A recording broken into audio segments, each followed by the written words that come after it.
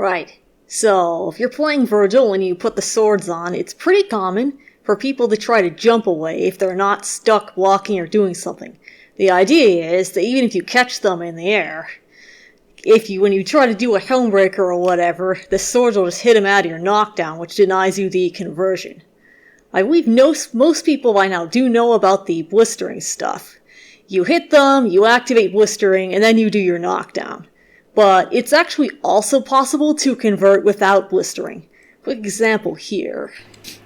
Basically, the idea is you do your air series, and then you're going to want to delay the helmbreaker and let Vergil fall. Play back this flip again so you can see what's going on.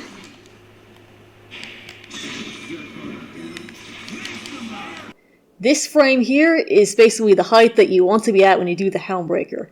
You can see here I'm in the startup frames of it, and Vergil has fallen in low enough that the swords are below Doom's toes. So basically, he's completely out of Spiral Swords, but he's still in hit stun from the initial air series. The result is that the helmbreaker will be able to bring them all the way down, even from super jump height, before slamming them back into the swords.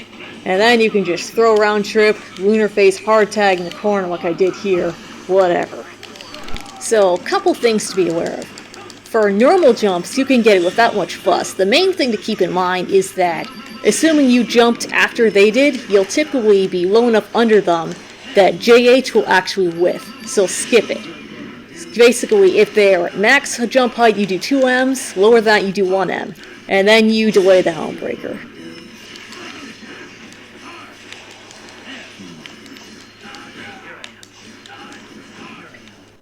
For the super jump conversion, it gets trickier as you also have to adjust for distance in addition to height. If you're right under them, you can just super jump, JMMH, delay helmbreaker like I did in the first example. However, of course, in an actual match, you're not always going to get that. The biggest thing to be aware of is this range. Basically, around or outside the max range of Spiral Sword and JH, but still too close to super jump up forward. Basically, if you super jump straight up, you end up with this kind of stuff.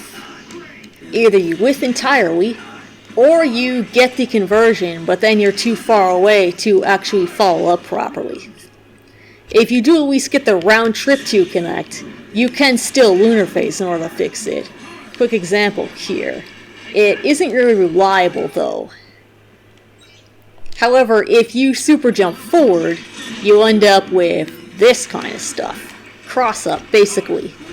You either cross them up in the air and whiff on the other side, or you bring them down and then you can cross up on landing, or you bring them out and then you're just too close to follow up properly.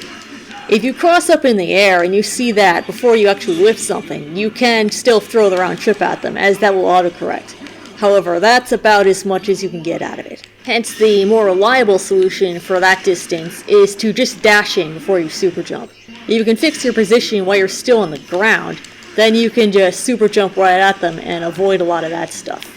If you're around this distance though, where you're not at risk of crossing up with a super jump up forward, you can get the conversion without much fuss. Super jump forward, JMMH, delay helmbreaker will work fine. For the full screen conversion, you'll often end up lower because of the travel time on your forward drooper super jump. So for that, you can actually skip straight to the JH if you want to and still get it, as shown here. For H teleport, you start falling right away, so for that, you'll actually want to delay the initial JH a little bit, and then do your helmbreaker, as shown here. Can be unreliable though if they're not doing something that stops air momentum, as otherwise, if they're just in the process of super jumping, they will often get hit by one sword on the way up, which doesn't combo. They'll flip out and get another chance to block. Looks like this.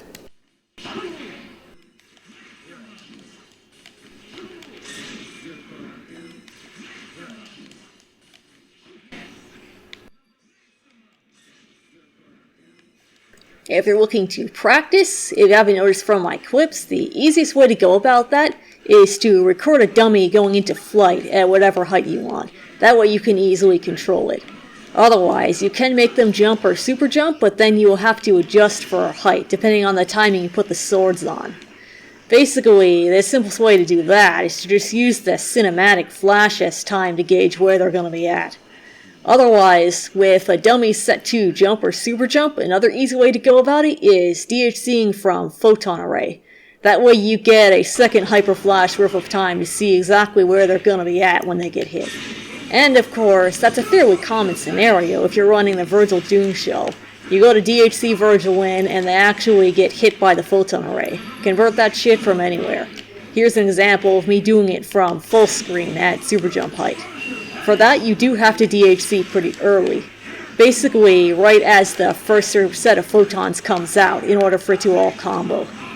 Otherwise, if they are full screen at normal jump height, the early DHC here isn't needed. Dash in, jump forward.